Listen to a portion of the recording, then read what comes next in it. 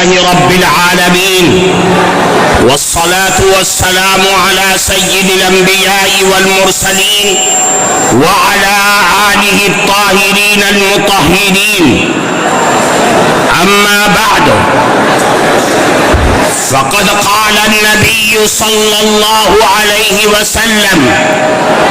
يوشك أن يأتي على الناس زمان لا يبقى من الإسلام إلا اسمه، ولا يبقى من القرآن إلا رسمه، مساجدهم عامرة وهي خراب من الهدى، أو كما قال رسول الله صلى الله عليه وسلم. محترم صدر جلسہ، حضرات علماء کرام اور دور دراز سے آئے ہوئے ہمارے محترم بزرگوں، جمعیت علماء کے کارکنان اور خدام اور اس سے محبت اور تعلق رکھنے والے میرے عزیز دوستو، آج کا یہ صوبائی اجلاس جمعیت علماء بہار کا، جس میں اصلاح معاشرہ کے سلسلے میں آپ حضرات کو وہ پیغام دیا جا رہا ہے جو پیغام جمعیت علماء کی ریڑھ کی ہڈی کی حیثیت رکھتا ہے. میرے عزیز دوستو،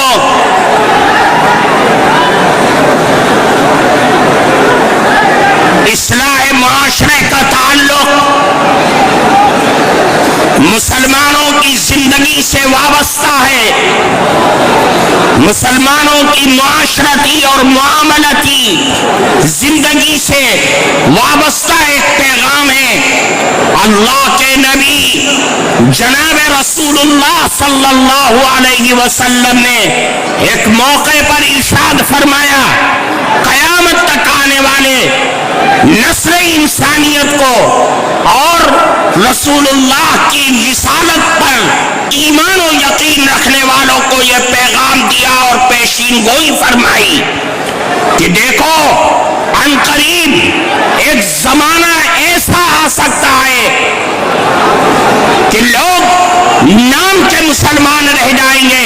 لیکن اسلام کا کام، اسلام کی تعلیمات اور اسلام کا نظام ان کی زندگی سے ختم ہو جائے گا. اور ایسے بھی حالات آ سکتے ہیں کہ قرآن جو اللہ کی کتاب ہے، اللہ کا کلام ہے، اس کلام کی آیات، الفاظ اور صورتیں باقی رہ جائیں گی، لیکن اس کی تعلیمات، اس کا حلال اور اس کا حرام، یہ سب کچھ انسان کی زندگی سے ختم ہو جائے گا. اور ایسے حالات آئیں گے کہ مسجدیں بڑی عالی شان ہوں گی، لیکن وہ مسجدیں ہدایت سے خالی ہوں گی، نمازیوں سے خالی ہوں گی. اور اگر نمازی ہوں گے تو اس نمازیوں کے دل اور دماغ دنیا میں لٹکے ہوں گے. اللہ کے سامنے خشوع اور خضوع کے ساتھ عبادت کرنے والے لوگ دنیا سے ختم ہو جائیں گے. میرے بھائیوں، میں آج اصلاح معاشرہ کے نام پر یہ پیغام جناب رسول اللہ صلی اللہ علیہ وسلم کا آپ کو دے کر کے یہ بتلانا چاہتا ہوں کہ اللہ کے نبی نے فرمایا کہ دیکھو، ایسے حالات مت پیدا ہونے دینا، ایسے حالات کو جنم ہونے مت دینا کہ آپ کے درمیان سے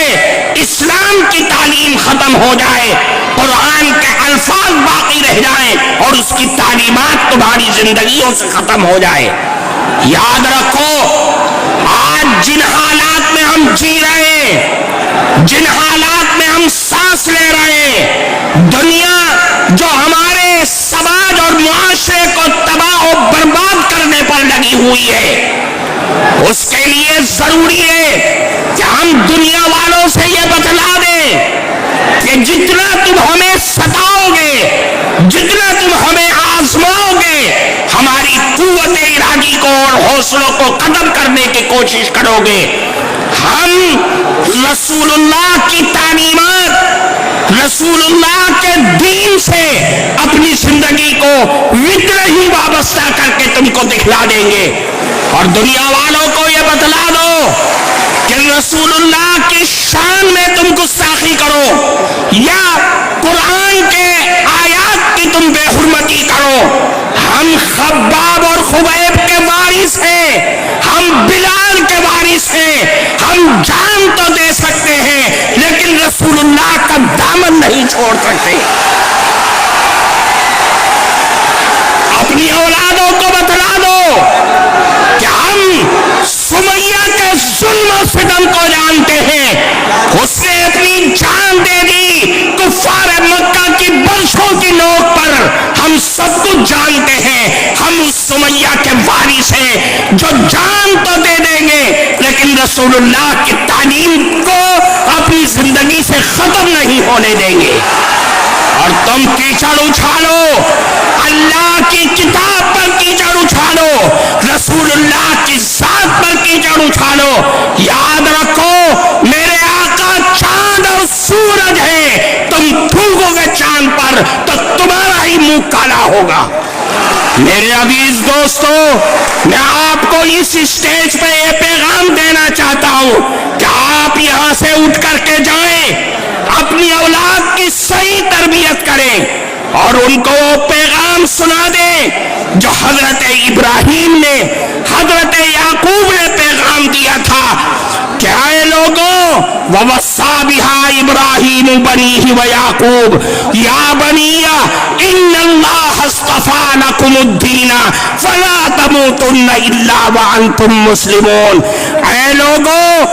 تمہارے لیے اللہ نے دین کو چن لیا ہے, دین اسلام کو چن لیا ہے. تم مر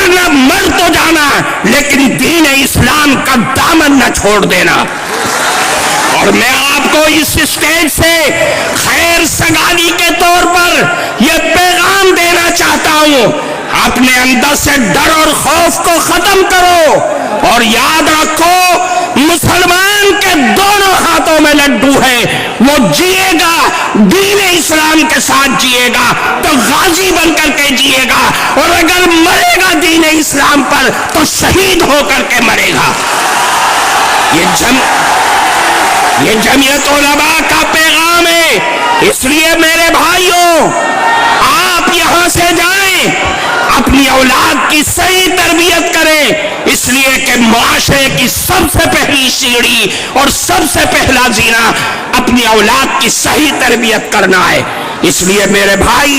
میں آج اس مبارک اسٹیج سے اس مبارک خداموں کے سامنے ہم آپ کو یہی پیغام دینا چاہتے ہیں کہ کسی کی حرکتوں سے اپنے دل میں ملال مت پیدا کریے, بلکہ آپ یہ کہیے کہ ہم رسول اللہ کے غلام ہیں اور ان کی غلامی پر مرنا ہماری زندگی کا آخری لمحہ ہے اور آخری خواہش ہے. وآخر دعوانا ان الحمدللہ رب العالمین.